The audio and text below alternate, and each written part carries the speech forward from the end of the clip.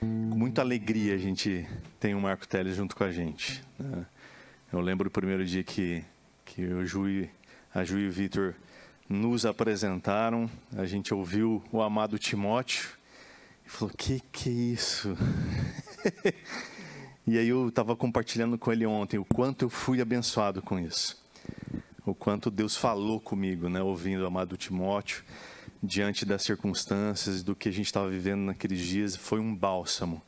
Foi um momento de encorajamento de Deus, ouvindo aquilo que Deus primeiro ministrou a ele e depois a nós aqui como igreja. Então, tudo isso proporcionou a vinda dele. Então, Marco, obrigado, cara.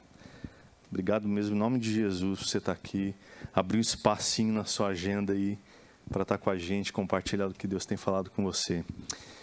E aí eu queria que a gente pudesse realmente desfrutar desse final de semana, desses momentos com Ele, desse tempo com Ele, né? A igreja, eu creio que ela faz aniversário, eu disse isso domingo passado, né? É estranho a igreja fazer aniversário, né? Mas essa igreja que está aqui por um propósito. Deus nos plantou nesse lugar, né? Estava aqui mostrando para ele hoje cedo o lugar onde Deus nos colocou. Então talvez não, com certeza Deus nos pôs aqui com um propósito, e é isso que a gente precisa buscar em Deus. Então a igreja fazendo aniversário, ela subentende que a gente está amadurecendo, né? Crescendo em Deus, crescendo espiritualmente. E é por isso que você está aqui, meu irmão, para nos ministrar, né? Eu queria orar por você, orar por nós, pedir para que o Senhor fale ao nosso coração nessa tarde, porque nós precisamos aprender sobre louvor e adoração. Pai, em nome de Jesus, eu te louvo, Deus, pela vida do Marco. Te louvo porque o Senhor o trouxe aqui, com um propósito também, que é de nos abençoar, de ministrar o nosso coração, de nos ensinar, de nos exortar. Por isso, Deus, em nome de Jesus, que nós possamos nessa tarde sermos edificados em Cristo, buscando sempre, Pai, entender aquilo que o Senhor tem nos ensinado. Então, estamos aqui, Senhor, com o coração disposto, aberto, para que ele seja solo fértil nessa tarde. Que essa semente, Deus, que vai ser lançada agora através da boca do teu servo, possa encontrar esse solo fértil em nosso coração. E que essa palavra possa crescer, multiplicar e dar muitos frutos, para a honra e glória do Senhor. Em nome de Jesus. Amém. Ei, minha gente, boa tarde. Estou muito feliz de estar aqui. Deixa eu explicar como é que vai funcionar. Eu vou cantar uma canção introdutória, só porque eu gosto de cantar mesmo, tá? É uma canção que eu gosto muito, de uma grande referência para mim. Inclusive, mora aqui no Sul. Ele se chama Gladir Cabral. Não sei se vocês conhecem, mas Gladir Cabral é um compositor cristão que mora aqui no Sul. Se eu não me engano, Florianópolis, não. É no Rio Grande do Sul. Então, não é por aqui não. Mas enfim. E eu vou cantar essa música. E depois eu vou fazer uma explanação, capítulo por capítulo, do que eu abordo no Vida Após o Gospel. Quando eu terminar essa explanação, esse panorama, né, do livro, vocês vão ter oportunidade de perguntar qualquer questão que vocês achem necessário que seja ampliada ou que vocês querem ouvir de forma mais detalhada, aí vocês vão poder perguntar. Eu sugiro que durante a apresentação, durante esse panorama, você já vá pensando nas perguntas. Se eu chegar em algum assunto e esse assunto lhe despertar curiosidade, aí você já, puxa, eu vou perguntar sobre isso aqui. Então já anota aí no celular ou já se prepara para fazer a pergunta. E aí depois a gente discute em cima das perguntas que vocês vão fazendo e a gente vai conversando um pouco mais. Também nesse momento de pergunta, vocês podem perguntar coisas que não estejam diretamente relacionadas ao tema que eu abordei no livro, né? Vocês podem perguntar coisas sobre o Coletivo Candeeiro, às vezes é uma curiosidade que vocês têm, sobre o amado Timóteo também, que também pode ser uma curiosidade. Enfim, coisas que pertencem ao universo da música cristã e tal, e que, de alguma forma, eu posso contribuir com uma sugestão de resposta, né? E é isso. E que Deus nos abençoe, que a gente possa desenvolver junto esse conhecimento, tá bom? cantar a música Mil Caminhadas, de Gladir Cabral.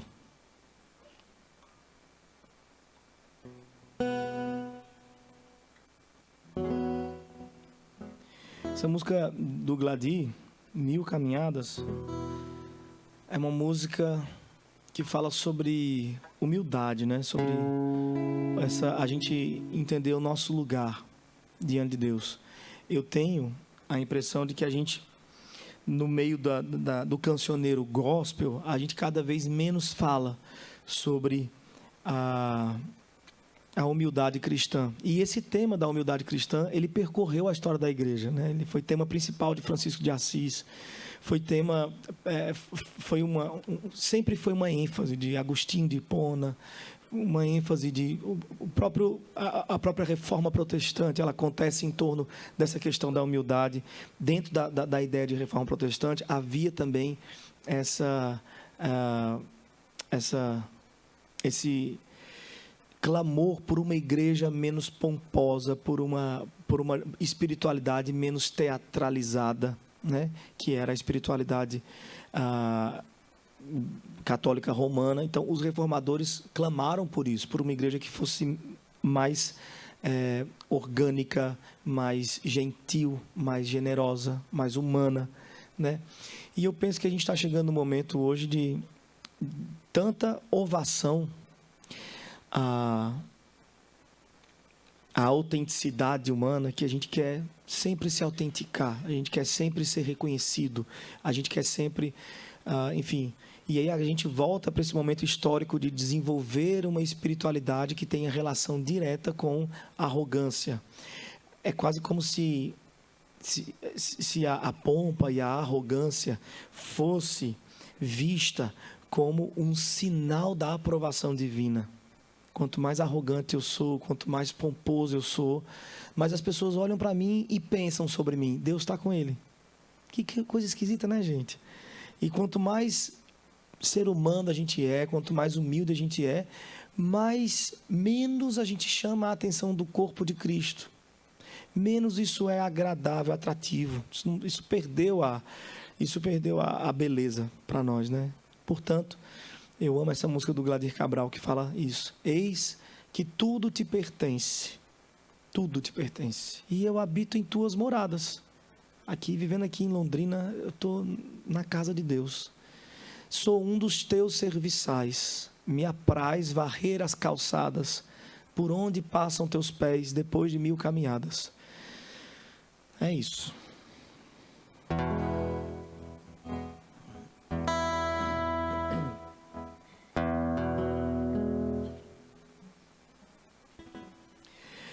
Eis que tudo te pertence, habito em tuas moradas, sou um dos teus serviçais, me apraz varrer as calçadas, por onde passam teus pés, por onde passam teus pés. Depois de 1000 caminhadas,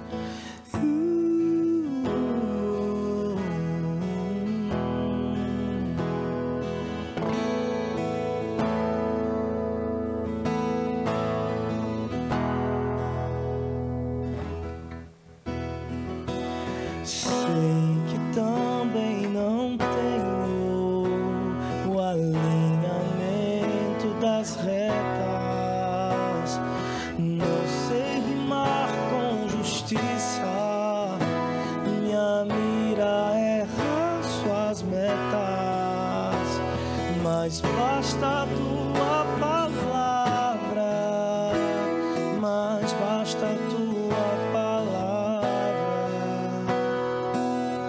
a inspiração dos poetas.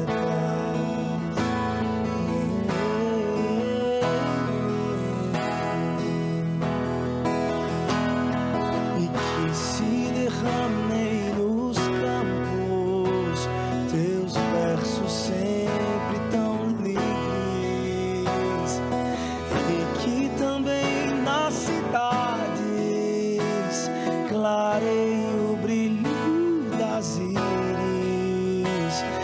daqueles a quem olhares, daqueles a quem olhares, e a quem de pronto sorris.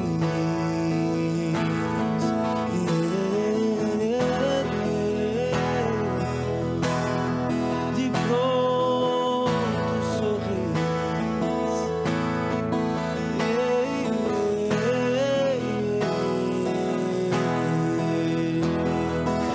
Basta um gesto teu, uma palavra apenas, e lá se vai a dor das incontáveis penas. Basta o teu olhar e o teu sorriso, amigo, para renovar meu coração ferido. Basta um gesto teu, uma palavra apenas, e lá se vai a dor e as incontáveis penas. Basta o teu olhar e o teu sorriso, amigo, para renovar meu coração ferido. Eis que tudo te pertence, habito em tuas moradas.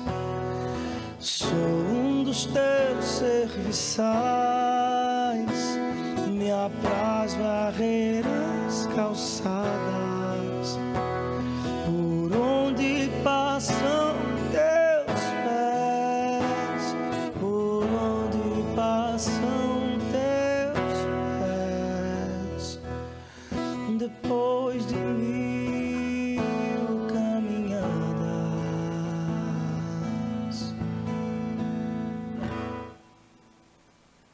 Amém. Amém, gente? Não é linda essa música, né?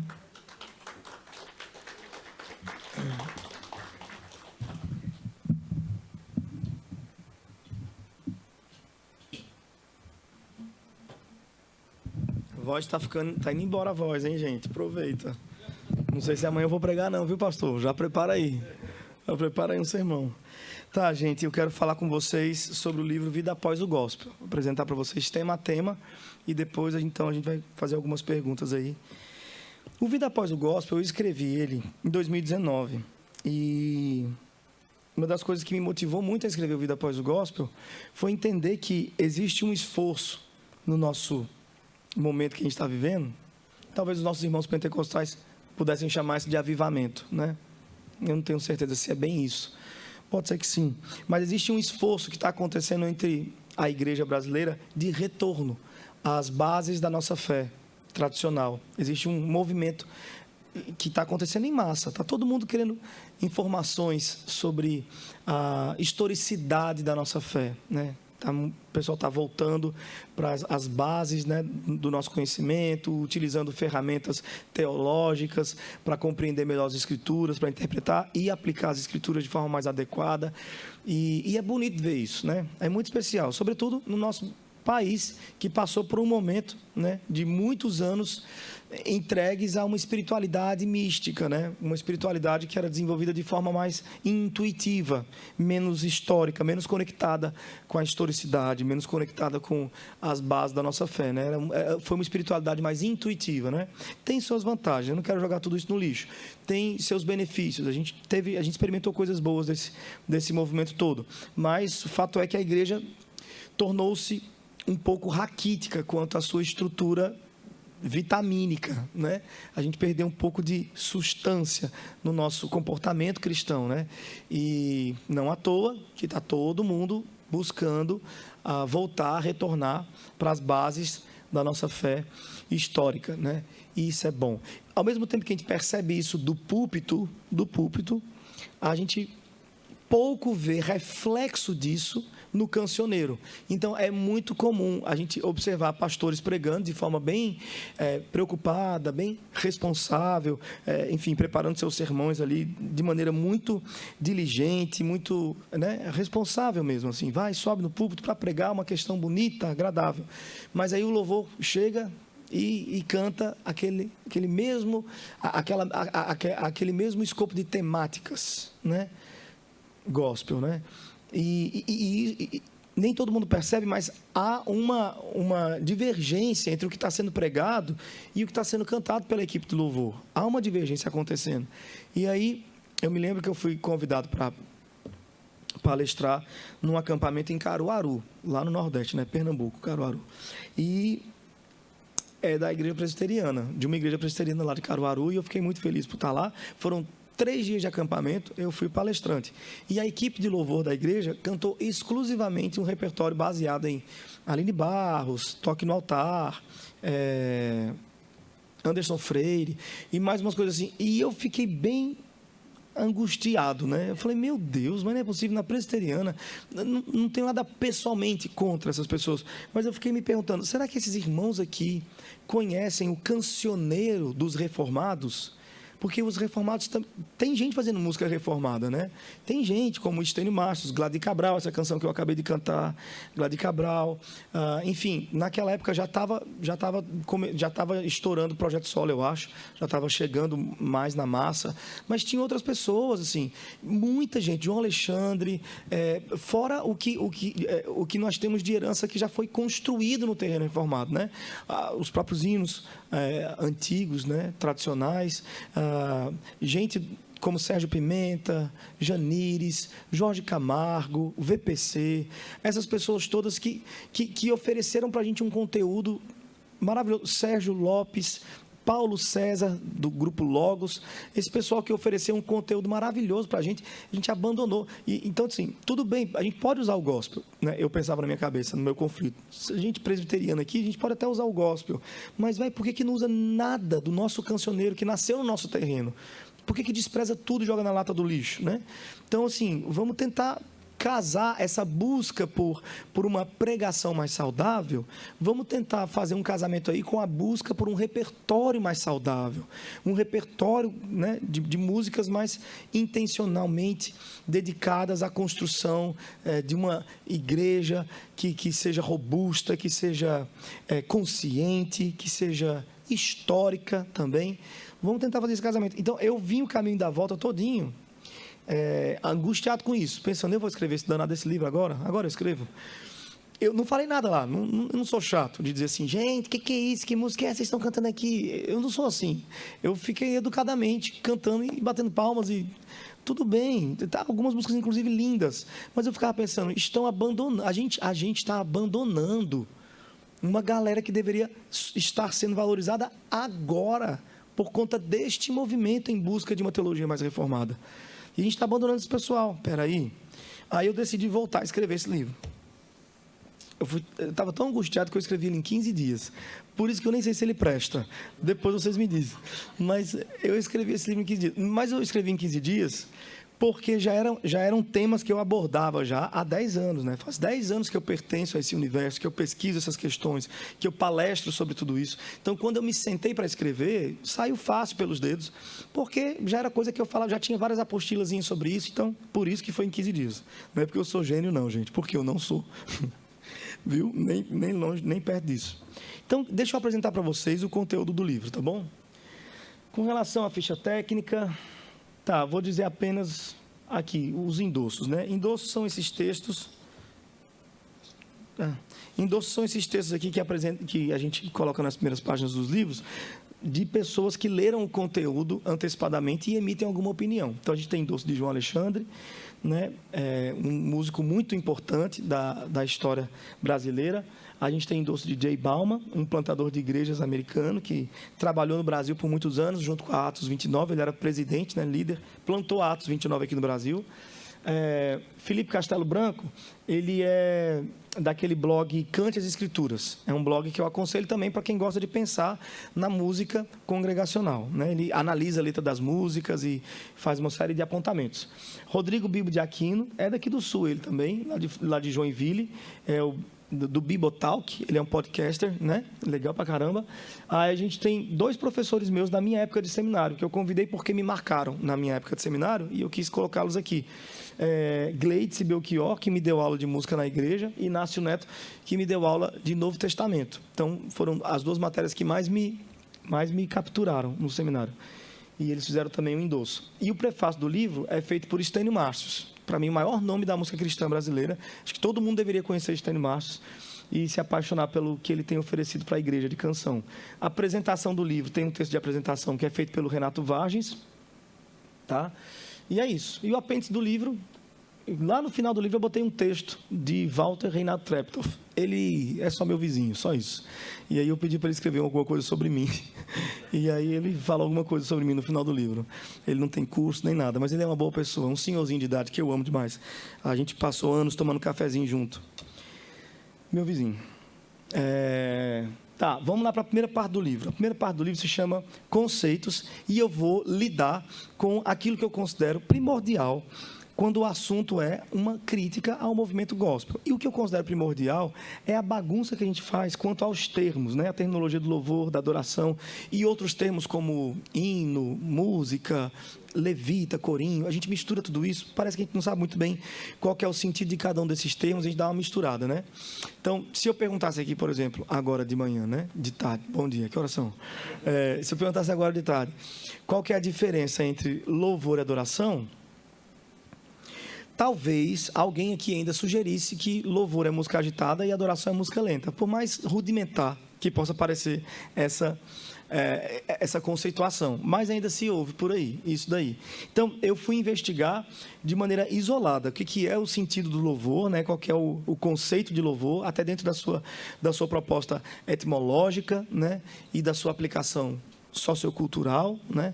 E o que é adoração? Aí é uma busca mais teológica dentro da sua primeira aparição nas Escrituras e vou caminhando. Então, qual que é a diferença básica entre louvor e adoração? A diferença básica é que um desses termos pertence ao universo da música, ou a música pertence a este universo. E o outro termo não pertence ao universo da música, né?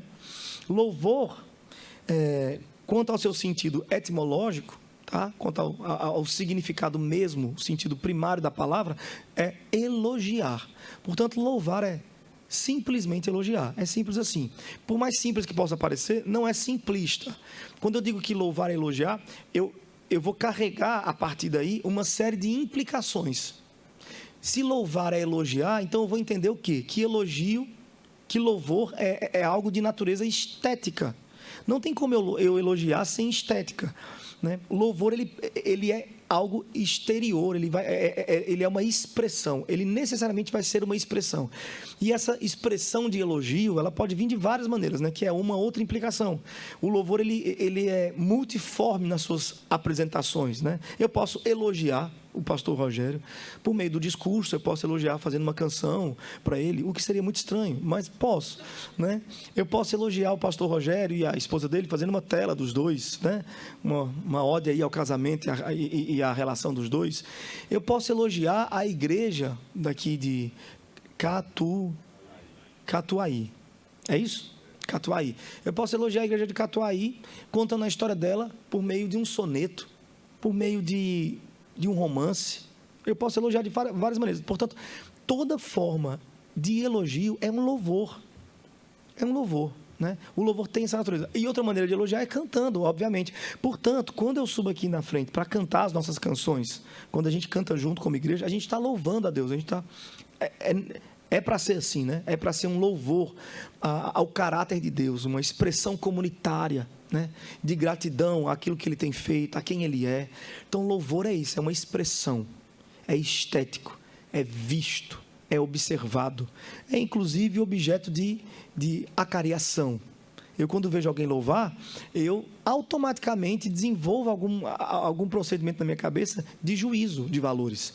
não tem como, é automático, não tem como eu não dizer isso. Sobretudo o nosso maestro aqui, que é um pianista, né? Incrível, já ouvi dizer.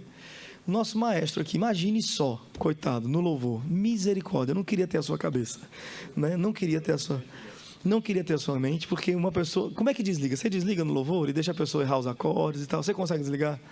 Não dá, né? Não dá para desligar. Infelizmente, a gente acaba exercendo critérios. E todo mundo aqui tem a sua cabeça e todo mundo aqui tem os seus valores. Acontece que ele é maestro, só isso. Mas, assim, todo mundo aqui tem a sua régua. Então, quando alguém sobe aqui para cantar, você canta junto. Você não vai exercer um juízo negativo necessariamente. Mas você vai ponderar. É uma ponderação automática. Caramba, fulaninho canta bem. Nossa, quando ele louva ao Senhor... eu gosto demais. Ciclaninho não gosta tanto não, mas vamos embora, vamos louvar. Eita. Então, assim, é uma atitude natural. Por quê? Porque o louvor é estético. Então, o louvor, ele está aí. É a cara a tapa que se dá, né? Quando você louva, você oferece a cara a tapa para o povo. Tudo que se faz do ponto de vista estético cai na avaliação dos olhos que veem. Sempre vai ser assim. Sempre será. Agora, nem sempre essa avaliação... ela é negativa. É o que eu estou tentando fazer vocês entenderem, que e não estou dizendo que todo mundo aqui é um bando de juiz que fica assim, louvor muito ruim, nota 2, parabéns, né? Não estou dizendo com isso que não é isso. É que automaticamente você tem suas preferências. Você tem suas preferências. Quando fulaninho canta, você se sente mais motivado. Porque tem gente que fala belamente sobre Deus, né? Falando agora sobre louvor na igreja, né? Obviamente. Tem gente que vai tirar seu fôlego mesmo, facilmente. E tem gente que não vai ter todas essas habilidades. Não vai ter ferramentas, sei lá, poéticas, técnicas, né? E não vai arrancar todos os aplausos do mundo. E está tudo bem com isso, tá? Aí, quando eu estou comentando sobre o louvor no livro, eu encerro esse capítulo, que parece ser até um pouco assustador, né? Porque, poxa vida, quer dizer que toda vez que eu louvo, eu estou, sobretudo na frente das pessoas, eu estou me pondo à avaliação alheia, né? Mas eu encerro esse capítulo lembrando às pessoas aquilo que vocês já sabem, que o nosso louvor, embora ele esteja sempre à disposição da avaliação alheia, ele não é direcionado, quando se diz respeito à igreja, à avaliação alheia. Ele é direcionado a Deus. E os critérios que Deus usa para avaliar as nossas expressões de louvor não são os critérios que os homens usam. E aí, a gente fala graças a Deus ou a gente fala misericórdia? Né? Pode ser que seja ainda bem, mas pode ser também que seja Virgem Maria, me deixe cair nas mãos dos homens. Né? Porque, eu falei Virgem Maria? Tá. Então, valeu, Nossa Senhora, Mãe de Deus, Nosso Senhor. Então, mas os critérios de Deus, eles são diferentes do nosso. A gente tem... Na Bíblia, por exemplo, Samuel aprendendo essa lição de forma muito didática, né? Quando Deus fala, vai lá, Samuel, na casa de Jessé, me traz um rei. E quando Samuel chega lá, ele vai avaliar pelo critério natural, os nossos critérios. Pô, o que é um rei para aquela época? O rei naquela época não era uma pessoa que ficava no palácio vivendo uma vida luxuosa e aparecia na sacada uma vez por ano para dar um chauzinho para o povo e andar de carruagem, como a rainha da Inglaterra, que está fazendo isso há 132 anos. Né? Não, a gente nem sabe se é ela mesma ou se é um holograma, a gente não sabe.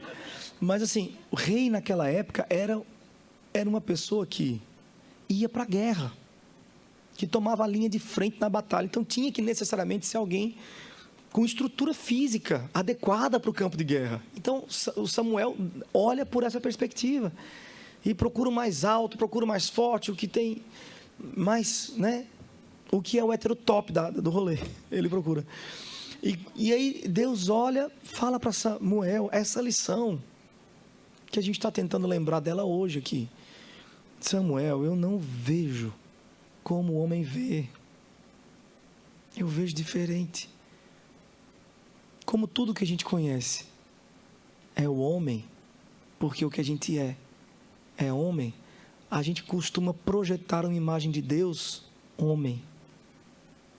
O Deus que a gente imagina é um Deus que pensa como a gente pensa, que elabora as sentenças como a gente elabora, que exerce juízo como a gente exerce. A gente projeta uma imagem nossa mesmo no céu. embora ele seja um Deus homem, ele tenha se feito um Deus homem, ele não é homem. Ele se fez homem por misericórdia, mas ele é Deus. E o que é ser Deus? Essa é uma pergunta que a gente não vai conseguir responder, mas vamos ter a eternidade inteira para explorar, conhecendo ele diariamente, por toda a eternidade. Então Deus não vê como o homem vê. E aí Samuel aprendeu essa lição. E no final das contas mandou chamar, falou, não, está faltando alguém? Está faltando um, mas é melhor você escolher aqui mesmo. Falou, não, ninguém janta nessa casa enquanto esse um não chegar. Lá vem o mirradinho de Davi. Como é que esse menino vai ganhar guerra, gente? Como é que vai ganhar batalha? Como é que pode? Ele era ruivo, que hoje para nós, essa coisa de ser ruivo, existe uma beleza em torno disso, né? Uma coisa diferente e tal. Naquela época não, era um defeito mesmo, assim, né? E é um defeito genético. Será que pode usar a palavra defeito? Ou é politicamente incorreto no caso de ser ruivo? Mas é uma mutação genética, né? Então, Davi, lá vem um menino ruivo, já pensasse, do nada, desse tamanho, fino, coitado. Deus tem um negócio com os baixinhos, aleluia. Eu não entendi que vocês estão rindo, mas ok.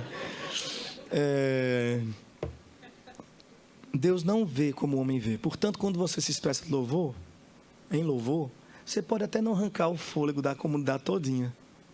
Mas a questão nunca é essa em primeiro momento. A questão em primeiro momento é como é que isso está soando para o meu Deus. Como é que chega nele o meu elogio, a minha expressão de louvor. E aí os critérios de Deus são outros. No livro eu lembro do caso da mulher viúva. Viúva não, da mulher, da senhorinha, que vai levar uma oferta. Lá no gasofilácio, no meio do rolê lá do pátio, do templo, onde aconteciam as contribuições. E ela vai, 3 moedinhas lá. E aí, obrigado pela música dramática nesse momento. Vai virar um worshipão aqui agora. E aí, quando ela jogou aquelas 3 moedinhas lá, todo mundo ficou olhando. E eu imagino as pessoas até sorrindo assim, falando, coitada, ela não tem dinheiro, coitada. Né?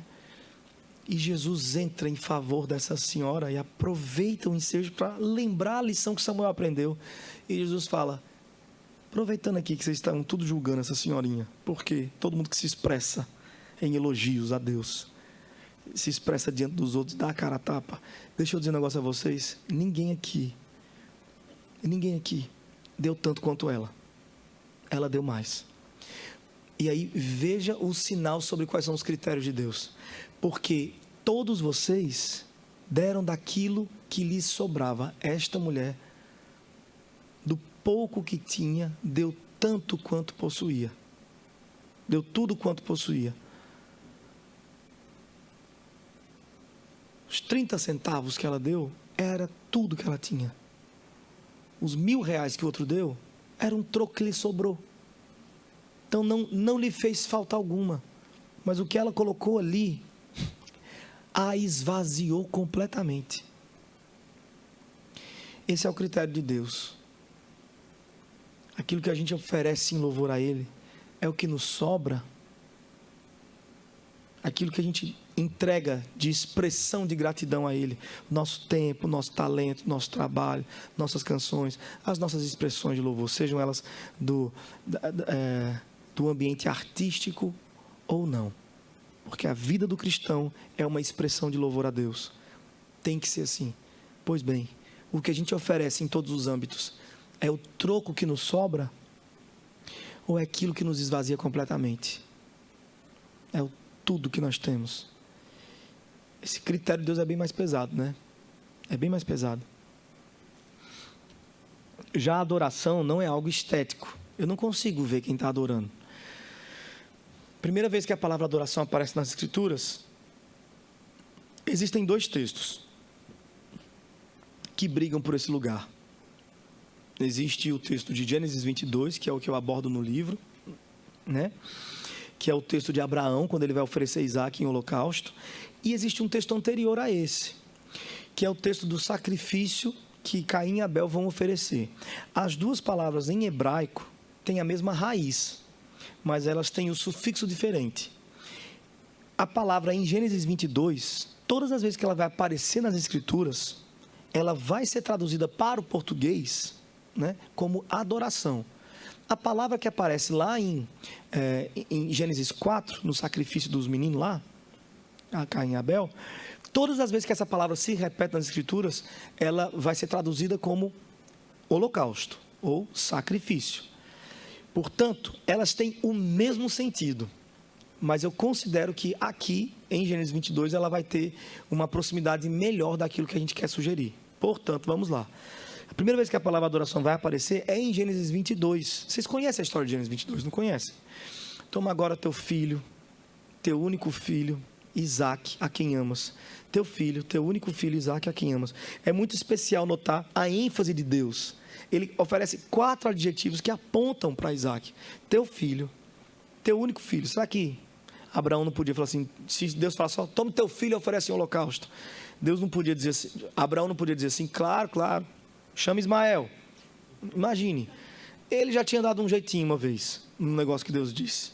Lembra? Deus falou assim, vou lhe dar um filho. E aí demorou um pouquinho, e Sara falou, será que era um filho assim, um filho de Sara? Ou um filho criado aqui da gente? Sei lá, um filho da serva, que era uma coisa comum. Sara não estava inventando moda, era comum isso, para suscitar descendência na tenda. Que o Senhor dormisse com sua serva. Era comum. E Sara pensou, será que não é isso? E aí, não era isso. Agora, quando ele pede Isaque em holocausto, Deus é muito específico. Teu filho, teu único filho. Esse único filho aqui faz referência à primogenitura de Isaque. É o único filho no qual repousa a promessa de... Só tinha um filho. O camarada tinha 15 filhos, mas só em um repousava a primogenitura. A dádiva da primogenitura. E no caso de Abraão, esse um foi o segundo que nasceu. O primogênito veio depois. Que coisa doida, né? Porque na eternidade me parece que Isaac veio primeiro. É que as coisas que acontecem aqui são só reflexos turvos da realidade de claras luzes que acontece lá em cima.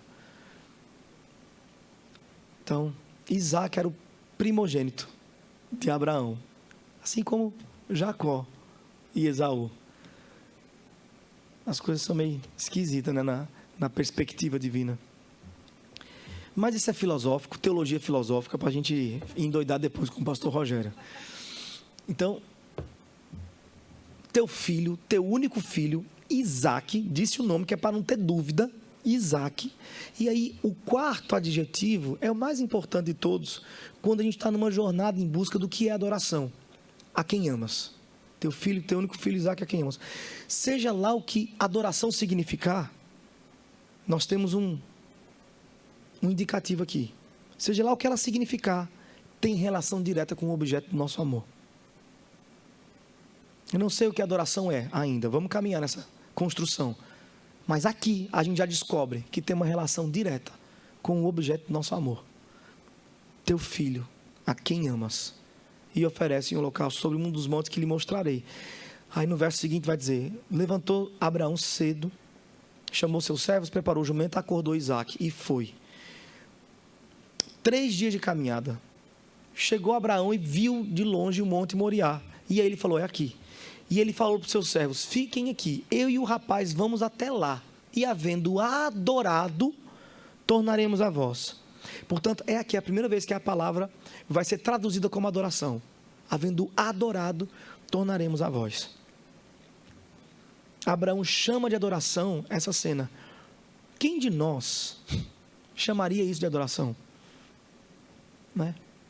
Se a gente perguntar assim, o que é adoração hoje em dia, para nós, povo do século 21, brasileiro, pós-movimento neopentecostal, adoração para a gente é o quê? Qual é a tela da adoração? É isso aqui, ó. Isso aqui, pinte um quadro sobre adoração, vai pintar um palco, instrumentos musicais, jovens de cabelos na moda, roupinha de marca, todo mundo bonitinho, com sua guitarrinha. Essa é a fotografia, é o retrato, é a tela que a gente pinta sobre adoração. O que é um congresso de adoração? É um congresso onde músicos vão falar. Não apenas cantar, mas eles vão falar sobre adoração. Porque a relação que a gente faz entre adoração e música é uma relação muito intrínseca. É quase como um sinônimo. É quase como se a adoração fosse sinônimo de música, né? Hoje em dia é assim. Mas Abraão, quando disse que ia adorar no Monte Moriá, a tela era outra. Não tinha nenhum instrumento musical ali. Na tela que Abraão pinta sobre adoração... Vou tirar meus orixás daqui, gente. Está me incomodando demais. Na tela que Abraão pinta sobre adoração, não tem nenhum instrumento musical. O que tem mais próximo disso é um cutelo. Uma pedra fria. Não se ouve barulho de multidão. Se ouve o som cortante de um vento frio do alto da montanha, que passa no pé do ouvido de Abraão e lhe fere a alma. O que a gente tem ali em cima não é nada comparado ao que a gente pinta hoje de adoração. Se eu fosse subir essa montanha no lugar de Abraão, eu não diria para os meus servos: fiquem aqui, eu e o rapaz vamos lá, e havendo adorado, tornaremos a voz. Eu usaria pelo menos umas 10 palavras antes de usar a adoração. Eu diria: fiquem aqui, eu e o rapaz vamos lá, e havendo sacrificado, eu usaria essa palavra. Ou eu poderia usar então, havendo feito um holocausto. Ou então eu poderia usar, porque holocausto e sacrifício são sinônimos. Quando você quer aliviar a coisa, gente, me fugiu a palavra. Quando você quer aliviar, você usa um termo mais leve. Eufemismo. Isso, muito obrigado. Sacrifício e holocausto é eufemismo teológico para matar. Então, fiquem aqui, eu e o rapaz vamos lá. E havendo matado, tornaremos a voz. Outra palavra que eu usaria: havendo perdido. Outra palavra que eu usaria: havendo morrido. Porque, meus irmãos, Abraão ia voltar andando, mas eu lhe garanto que ele não voltaria vivo. Outra palavra que eu poderia usar: havendo esfarelado a alma. Fiquem aqui, eu e o rapaz vamos lá, e depois de eu dissolver meu coração, eu volto. Uma oitava palavra: obediência. Fiquem aqui, eu e o rapaz vamos lá, depois de eu obedecer radicalmente o que Deus está me pedindo, eu volto. Veja quantas palavras a gente poderia usar no lugar de adoração, sobretudo a gente, que para a gente adoração é música,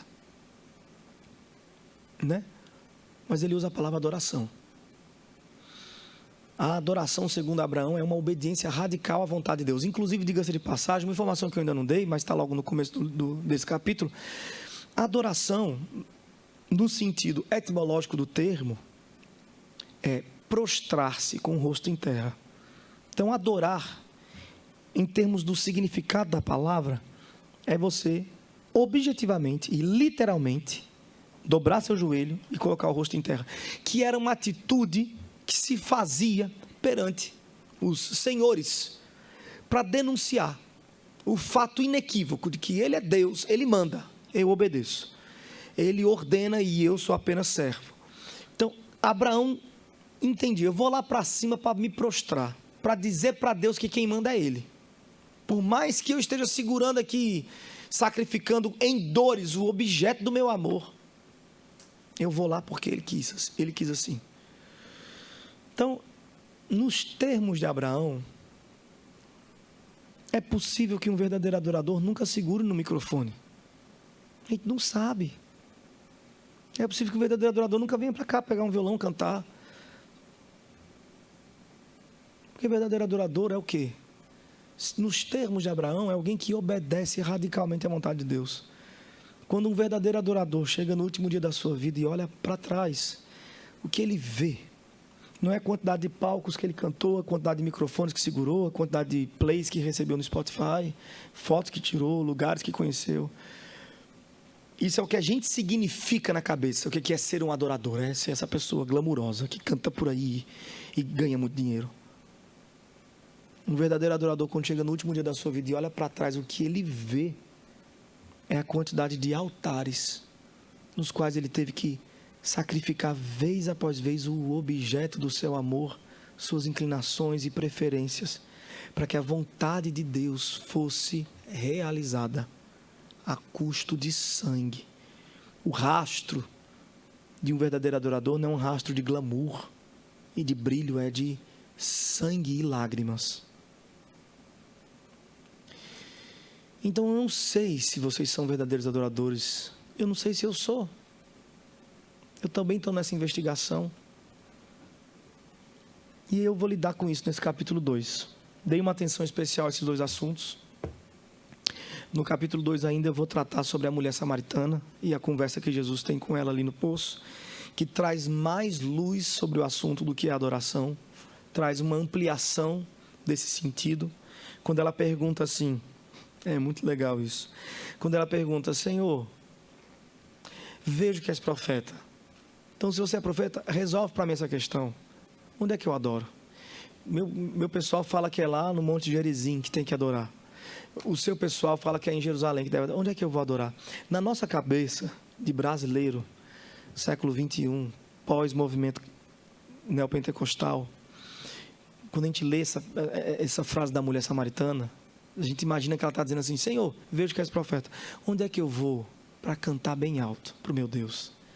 Onde é que eu vou levantar meus braços e ter liberdade para pular, para cantar, para saltar e correr de alegria e de prazer? Onde é que eu vou, Senhor, para cantar, para chapar? Hoje em dia usa esse termo, né? Chapar. Para chapar na coisa, no negócio, coisa. Onde é que eu vou fazer isso? Na nossa cabeça, quando ela pergunta onde é que eu vou adorar, aqui ou ali, na nossa cabeça é isso que ela está perguntando. Mas a mulher samaritana não pensava adoração como a gente pensa. A mulher samaritana entendia adoração como Abraão entendia. O que era adoração para Abraão? Era um sacrifício. E o que era sacrifício naquelas culturas primitivas? O que é um sacrifício? Sacrifício é o meio pelo qual eu apaziguo a ira da divindade e recebo dela o seu favor. Faço as pazes com Deus. E aquela mulher tinha acabado de ser denunciada por Jesus quanto à sua injustiça, o seu pecado. E ela carregava o peso dessa culpa há muito tempo. Quando ela entende que está diante de alguém que poderia resolver essa questão, ela fala: pronto, então você é profeta, você é diferente, talvez você resolva. Eu tenho uma demanda com Deus. Eu estou errando vez após vez. Eu tenho uma demanda com Deus. Eu tenho uma demanda com Deus. Onde é que eu vou para apaziguar a ira de Deus? Qual é o holocausto que eu ofereço para que a divindade me perdoe e me derrame graça e perdão? Como é que eu faço as pazes com Deus? Essa é a pergunta. Não tinha nada a ver com música, não tem relação nenhuma com música. E Jesus responde para ela a coisa mais maravilhosa do mundo: mulher, isso que você está procurando, onde é que você vai para fazer as pazes com Deus? Você está doidinha procurando, já procurou, já não achou de jeito nenhum. Chegou a hora que a paz com Deus lhe encontrou. O verdadeiro adorador agora entende que Deus está em todo lugar. Não existe mais um sacrifício padronizado. O sacrifício sou eu. Eu sou o Messias. Eu que falo contigo. Maravilhoso esse diálogo de Jesus com a mulher samaritana, não é verdade? Então, gente, eu gostaria muito que as pessoas desassociassem louvor de adoração, que é uma coisa, mas é utópico, isso não vai acontecer. Eu vou morrer e as pessoas vão associar a palavra louvor e adoração. Não adianta nem eu querer lutar contra isso. Não adianta, eu só vou me frustrar. E estou pagando terapia, está caro. Então, sempre vão associar. Mas eu gostaria muito que as pessoas desassociassem o termo louvor do termo adoração. Louvor, coloque ele no universo da arte. Pode colocar, é uma expressão. Então, tem música no universo da arte, no universo do louvor. Adoração não tem música, não. Ela é silenciosa, ela é particular, ela é interior. Ela só é vista por Deus. É Deus que sabe quem está adorando e quem não está adorando. Você não sabe se eu estou aqui agora em adoração a Deus, ou se minha atitude de estar aqui agora, pregando por aí, escrevendo livro, falando por aí, é uma rebelião contra Deus. Eita! Então não me chame de adorador, não. Não me bota essa crise, não. Terapia está caro, está complicado para mim. Então, quem é que vai dizer se eu sou um adorador ou não? Se eu estou em obediência a Deus ou não? A grande prova, a prova final desse assunto vai chegar e eu não vou estar lá para ouvir. Minha esposa vai dizer isso, do lado do meu caixão, caso eu morra primeiro que ela. E eu tenho me esforçado bastante para isso. Ela vai dizer: todas as vezes que eu sacrifiquei o objeto do meu amor em serviço a ela, porque Deus manda isso. Ela vai dizer: todas as vezes que eu renunciei às minhas preferências para que ela fosse uma mulher mais feliz. Meus filhos vão dizer: todos os sacrifícios que eu fiz em obediência a Deus para o desenvolvimento da fé deles. E o pior de tudo é que eu não vou estar lá para ouvir. Isso é uma derrota, não é não, gente? Mas me alegra saber que o juízo final vem da boca de Deus. E nesse dia eu vou estar lá para ouvir. Amém, gente? Aí eu falo sobre outras terminologias, como de onde é que vem a história do termo gospel, qual que é a diferença de levita para músico, se deve usar levita, se não deve usar levita, né? Eu não sou muito esse cara de resposta simples, assim, tipo assim: posso chamar os músicos de levita? Sim. Ou então, não. Posso não sei o quê? Sim, não. Eu não gosto disso, não gosto. Eu não gosto de quem me dá resposta assim, porque eu acho que a vida é mais complexa do que isso, né? Mas eu ofereço questões para que vocês reflitam sobre as implicações de chamar uma turma de levitas, hoje em dia, uma turma de músicos de levitas. E aí cada um chega nas suas conclusões e está tudo bem, né? Tem coisa que é preto no branco, mas a maioria das questões que as pessoas, que os blogueirinhos de internet respondem, os teólogos de internet respondem, no sim ou no não, gente, não dá atenção não. A vida não se resume a sim, não. Chegaram em Paulo e disseram assim: a gente pode comer comida de ídolo? Paulo não mandou um story de sim, não. Ele não mandou um story, ele mandou um pepino. Ele falou sim e não. Como é isso, Paulo? Ele falou: eu sei. Mas pode comer comida de ídolo ou não pode comer comida de ídolo? Ele falou: depende, como é que a sua consciência depende de você. Do desenvolvimento da sua espiritualidade com Deus, da sua consciência. Para você é pecado? Então não pode. Para você não é pecado? Ah, pois vamos comer junto. Olhe o tanto que ele tornou a questão complexa. Ele apontou para uma realidade do Evangelho, que é essa realidade de que o Evangelho, diferente das religiões, não é uma listinha de pode e não pode. Isso é o padrão de qualquer religião. Qualquer religião se resume a uma lista do que pode e o que não pode. O Evangelho não é assim. O Evangelho é o desenvolvimento da autonomia humana diante de Deus. Uma relação com o divino. É uma relação com o divino. E isso passa pelo processo de autonomia. Não foi assim no jardim? Dê nome aí, Deus deu responsabilidade ao homem. Responsabilidade tem conexão com consciência. Mas essa nem era a questão dessa tarde. Diga aí que doideira. A pessoa viaja na maionese abrindo parênteses que não vai nem fechar.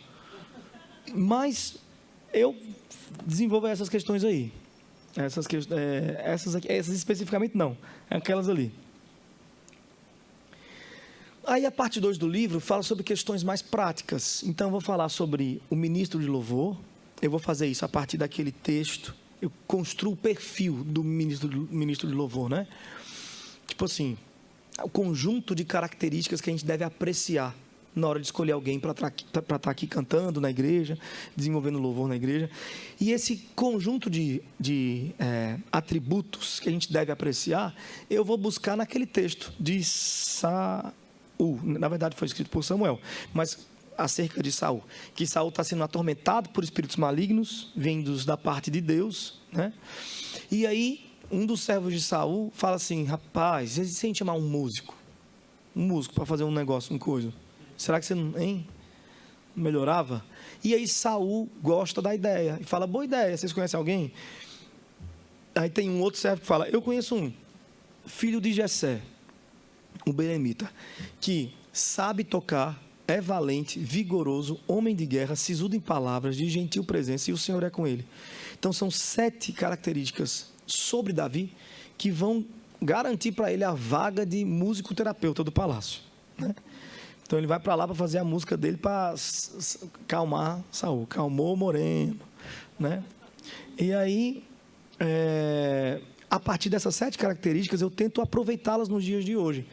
Como é que eu aproveito essas características? Tem umas que são muito óbvias, né? Como a primeira, sabe tocar. Imaginei, maestro, se você aplicar a ferro e fogo essa característica. Olha, gente, a partir de hoje, aqui no louvor da igreja, só vai subir quem sabe tocar. Só vem você. Tem mais gente que vem? O cara é humilde mesmo, pode crer. Sabe tocar. Mas eu vou dizer a você, se a gente aplicar isso em todas as igrejas do Brasil, o sabe tocar, a terça parte cai. Feito quando era no céu naquela época. Lembra que caiu a terça parte? A terça parte vai cair. Porque, meu amigo, o que tem de taquara rachada, tudo bom? Aqui, 300 pessoas cantando, todo mundo na mesma voz, e todo mundo gritando na mesma voz, cada um que... Não é o caso dessa igreja, claro, mas é o caso de muitas igrejas por aí, né? Então, assim, sabe tocar. Agora, tem características que são... Tem adjetivos que são menos óbvios, né? Por exemplo, um homem de guerra. Como é que eu aproveito isso hoje em dia? Como é que, ao escolher alguém aqui, eu escolho os homens de guerra? Aqui eu quero só homem de guerra. Né? Como é que eu chamo só homem de guerra para cá para cima, gente? Né? A nossa guerra hoje é feita em outros âmbitos, né? E aí eu vou explorar isso no livro. Eu falo sobre as guerras que o pastor enfrenta. Ser um homem de guerra é estar em conexão, por exemplo, com o púlpito de pastor Rogério, para quem é dessa igreja aqui. Quais são as guerras que o pastor Rogério enfrenta daqui do púlpito, com a arma dele, que é a arma da pregação? E como é que o louvor pode cooperar nessa guerra? A igreja toda em frangalhos emocionais, todo mundo brigado, feito o pessoal de Corinto, aquele negócio horroroso. Eu sou de Paulo, eu sou de Apolo. Os pior que tem é aqueles que falavam, e eu sou de Jesus, esse aí corre. Os pior que tinha era esses. Aí, eram os super espirituais. E aí, eu sou de Paulo, eu sou de Apolo, eu sou de Jesus, eu sou de não sei quem. E aí, lá vai Paulo pregar para esse povo, usar a ferramenta que ele possuía.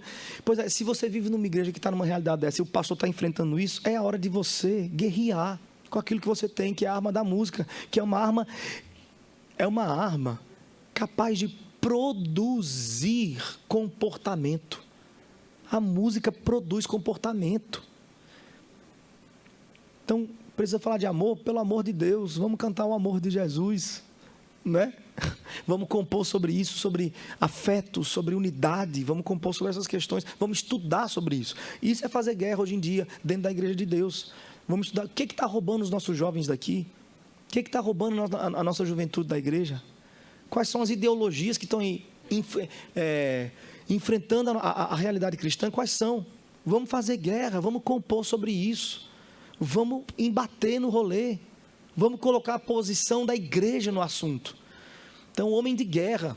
Não é esse pessoal frouxo, que tira aquelas mesmas musiquinhas, todo domingo sobe aqui para tocar, e toca, e desce, toca, e desce. Não usa a música como uma arma de guerra mesmo. Estou quase um pentecostal falando, não estou não, gente.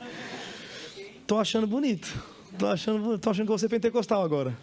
Então, eu vou falar sobre isso, sobre o perfil do ministro de louvor. Qualquer pergunta, a gente pode ampliar essa questão. Aí vem o capítulo sobre escolha de repertório. No capítulo sobre escolha de repertório, como é que eu vou desenvolver esse capítulo? Pelas seguintes perguntas. Na hora de escolher um repertório, o que é importante? Essa é a primeira pergunta. Aí eu desenvolvo algumas respostas. O evangelho é importante. Isso pode parecer altamente óbvio. Claro que o evangelho é importante. Mas não é óbvio, gente. Não é facilmente praticável, não. Na hora de escolher um repertório, o que é importante? A primeira resposta, o evangelho. Então, se o evangelho é importante, eu vou escolher canções que falem claramente sobre o evangelho. Mas aí vem a pergunta para você. O que é o evangelho? Se você não sabe responder o que é o evangelho, como é que eu sei que você vai escolher a música certa? Porque não é porque a música tem as palavras mágicas, Jesus, aleluia, amém, glória, Senhor, e tudo. Não é porque ela tem as palavras do dialeto evangeliquez que a música fala sobre o evangelho. O evangelho é uma mensagem. O evangelho não é qualquer coisa da igreja. O evangelho é uma mensagem. É a mensagem da igreja. Você precisa, enquanto ministro de louvor, saber conceituar o que é o Evangelho. Essa pergunta, quando vier, você tem que responder na lata. O que é o Evangelho? Você tem que ter um desenvolvimento sobre isso. Você tem que ser capaz de desenvolver alguma resposta sobre isso, para que a sua igreja fique em melhores mãos. Confie que você está escolhendo canções que vão reforçar a mensagem do culto, o Evangelho de Cristo Jesus. Aí eu respondo outras coisas também, né? Essa é a segunda pergunta que eu faço. Na hora de escolher um repertório para a igreja, para o domingo à noite, o que é secundário? Essa é a segunda pergunta que eu faço. O que é secundário? E é uma pergunta importante, porque eu percebo que às vezes a gente troca as prioridades, né? A gente coloca questões secundárias, eleva em graus de importância muito alto. E a gente pega questões que são prioridade, a gente subjetiva elas. A gente coloca elas em lugares mais terciários, quartários. Então, por exemplo, quando a gente... tamanho de música, essa música é repetitiva do worship, é só 3 frases, tome 3 frases, ou um negócio chato, não vou botar essa música porque não pode escolher música pequena não, isso é secundário.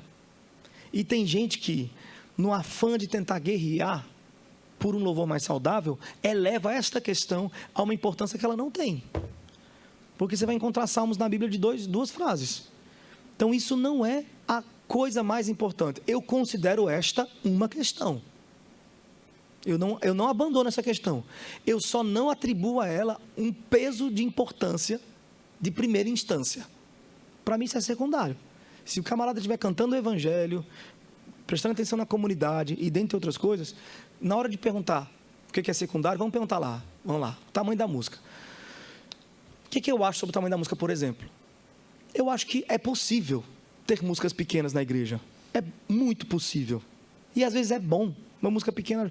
O que eu não acho legal é submeter a igreja a um repertório anual, onde todos os domingos, todas as músicas do culto são basiconas.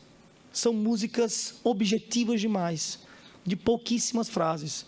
Com isso, eu estou dizendo, em primeiro lugar,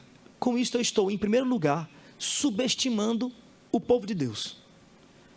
E tenta a gente que fala isso. Não, eu canto essas músicas mais simples, mais repetitivas, porque eu estou pensando na senhorinha. Minha gente, você sabe o que essa senhorinha cantava? Eu estou pensando em todo mundo. Meu amigo, você sabe o que esses jovens estão estudando na faculdade para vir aqui para cantar? Quero conhecer Jesus e mais 200 vezes, vai. Nego está lendo Karl Marx na faculdade, meu amigo. Está visitando textos históricos na universidade, da mais alta complexidade científica, para chegar aqui e você me dizer que está escolhendo pensando nele? Você está pensando numa criança de 7... Eu não posso dizer 7 anos, porque meu filho não compra essa, e ele tem 7 anos. Meu filho já saiu dessa fase, de música de 3 frases, ele não gosta. Mas também porque meu filho é criado no meio do povo do candeeiro, né? É complicado, ele o menino está perdido, não tem jeito. Para ele, se não vier um Chico Buarque, ele realmente não descansa. Brincadeira. Então, assim... Tudo bem cantar. Eu acho que no lugar certo, uma música pequena é uma boa explosão para a igreja. No lugar certo ela causa um impacto. Mas é igual festa de criança. A gente adora festa de criança. Não gosta de festa de criança? É docinho, é bem casado. Não é? Bem casado não tem festa de criança, não? Tá, desculpa. Eu estou indo errado. Eu estou indo para as festas erradas, então. Mas... Tá. Não, é conhaque, é champanhe. Festa de criança. Então assim, é docinho, é brigadeiro, é não sei o que, é cachorro quente, é algodão doce, é balinha, pirulito, o caramba todo. Gente, quem não gosta de uma festa de criança? Agora imagine você, se a sua dieta se resumisse à festa de criança. Se o cardápio festa de criança fosse seu café da manhã, almoço e janta, por 1 ano. Como é que ficaria a sua saúde? Eu vou usar agora esse termo idiota do Instagram. É sobre isso. Submeter a igreja 1 ano inteiro cantando docinhos, músicas sem complexidade poética, sem complexidade harmônica, sem virtuosidade, música sem teologia. Pode até ser bacaninha, dar uma explosão, uma cosquinha legal, mas você vai ter no final de um ano uma igreja alienada, embabacada, idiotizada, e eu tenho mais termos piores do que esse para dizer. Uma igreja raquítica, incapaz de conversar lá fora com o universitário que está ouvindo o que há de melhor na música popular brasileira, na mesma idade. O nosso jovem chega lá para falar assim: você sabia que Jesus te ama? Posso fazer uma oração para você e botar no meu Instagram para ganhar umas curtidas? Sabe, a gente não sabe conversar, não tem profundidade de tema, não tem assunto. Não tem assunto. Então, uma igreja que pensa num louvor, que passa pela poesia, pela teologia, que considera a complexidade da existência nas suas canções, porque a canção também é um reflexo disso, eleva a cultura da igreja. Eleva a cultura da igreja. Olha que negócio maravilhoso. Então é isso. Sobre escolha de repertório, é secundário, mas você viu que é secundário, mas eu fiz uma reflexão em cima do que é secundário. É uma reflexão. Vamos cantar docinho, que eu gosto também, mas não vamos submeter a igreja ao docinho, não. A dieta da igreja no docinho é complicado, né? Aí tem a terceira pergunta que eu faço enquanto estou construindo esse capítulo. Na hora de escolher um repertório para o domingo à noite, o que deve ser dispensado imediatamente? Aí é importante também refletir sobre isso, porque tem muita coisa que a gente tolera na igreja. A gente tolera porque passador de pano a gente é, entendeu? Então eu digo que a gente não pode tolerar, né? Segundo a minha perspectiva, eu desenvolvo algumas opções. Por exemplo, heresia, né? Vocês lembram, gente, o tanto que a gente tolerou o Thales Roberto? Vamos tocar nesse assunto? Vamos falar sobre isso? Vocês lembram tanto que a gente tolerava? De repente o camarada, negócio de dinheiro ali, não sei o quê, papapá, aí a gente, não, mas tem que ver também, gente, porque, coitado, tá na estrada, não sei o quê, dali a pouco uma música com Deus porta na cara de Deus, tá fugindo de mim, é? Porta na cara de Deus, dói que você não imagina. Quem que dá porta na cara de Deus, gente? E aí a música saía, e aí vinha o pessoal chato da teologia na internet. Gente, isso está errado, gente, isso está errado. E lá vinha a galera passar pano.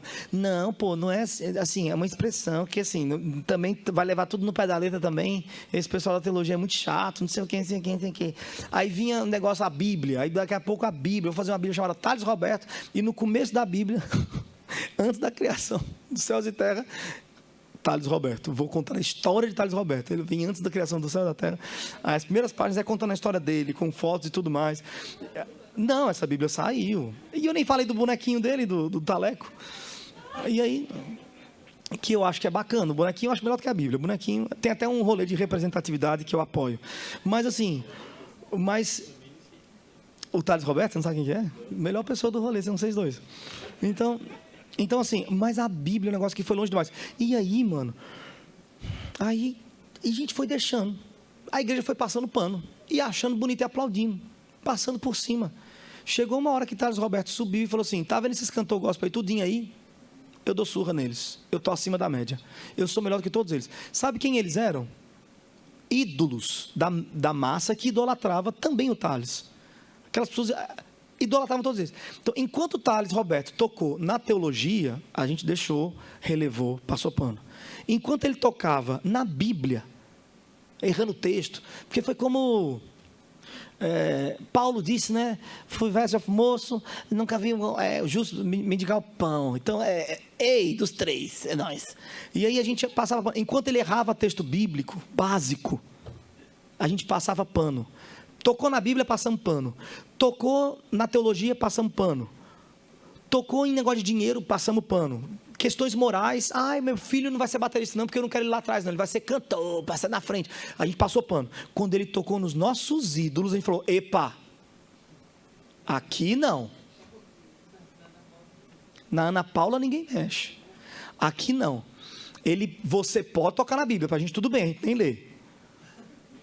Pode tocar na teologia, a gente nem gosta dessa galera. Pode, vida imoral, tudo bem, a gente também tem vida imoral, isso aí estamos igual, tá de boa. A gente é brasileiro, entendo você. Ambicioso igual você é muito ambicioso, mas tudo bem, a gente passou pano, porque a gente também é ambicioso, tá tudo certo. Mas tocar nos nossos ídolos, nos nossos postes ídolos, que a gente levantou, aqui não, Thales. Não, aí a gente cancelou ele. Está cancelado até hoje. Triste, né, minha gente?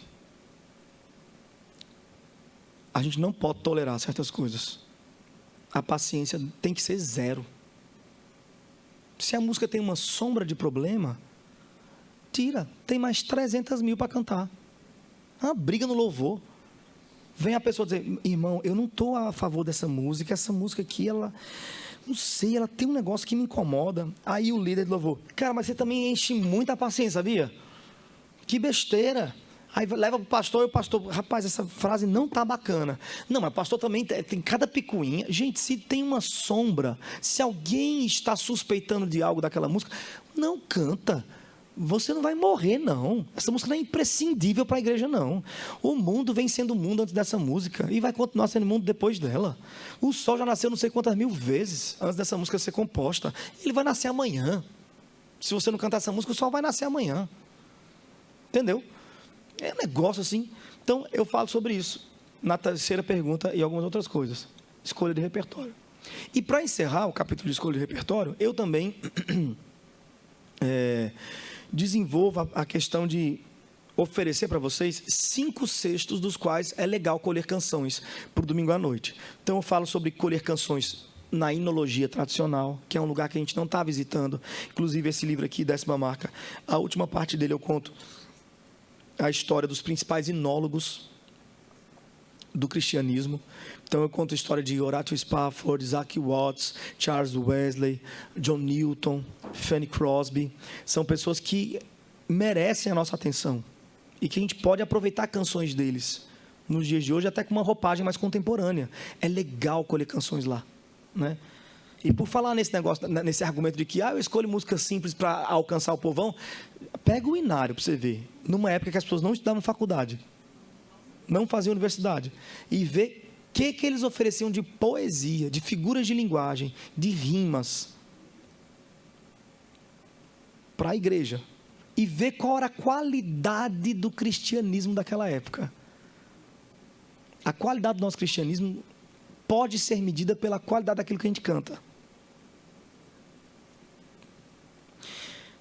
Amém, gente?